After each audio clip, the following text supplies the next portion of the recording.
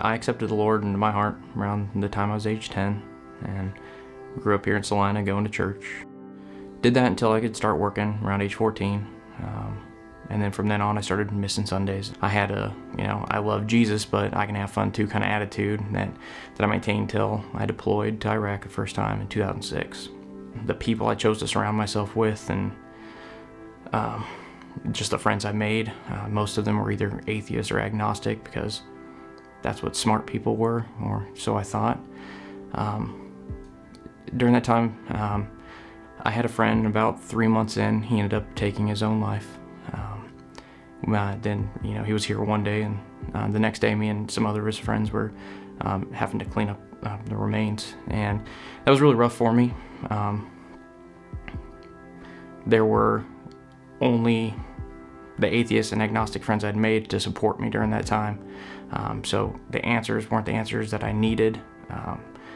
Other sin and the things I was seeing was callousing my heart. So all that kind of built up until at my 9-month mark, I went home on leave, and I remember driving through Ohio with Shauna. I distinctly remember crossing a bridge, and I told her, I don't think I believe in God. Shauna was pretty insistent on me going to church, and she was my wife, and I obliged. That time was really just showing up. It was lip service. I wasn't really there, and that continued on for a little while.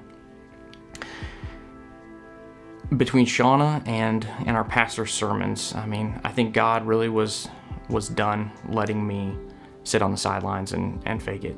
I remember one morning driving into work, and I was listening to K-Love, and I just started crying. That was the breaking point.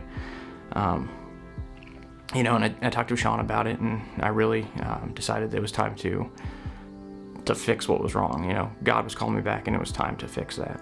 We started hanging out with other Christians, people who wanted the same things as us. That was good for me. I started replacing that time with them with the time I was spending with people who weren't Christians, and between that, more Bible devotions, more time spent in prayer. The Lord started to heal my heart. What I found is that I was looking at the world through selfish eyes. I wasn't looking at it from a Christian worldview. I had accepted Jesus, but I hadn't surrendered to him when I was 10. The second deployment was actually a lot harder with what was going on than the first deployment I had. But God had started changing my heart. At that time, I was able to use passages I was just reading on my own devotions to share with some of my friends. I don't know how well they accepted it, but I felt like it comforted some of them, and it definitely was better for me. I really felt the Lord there with me in that second deployment. I really feel like I had to get to rock bottom before I could surrender, and God put me there. And now things are better than they've ever been in my walk. I still struggle, like everyone does and everyone will.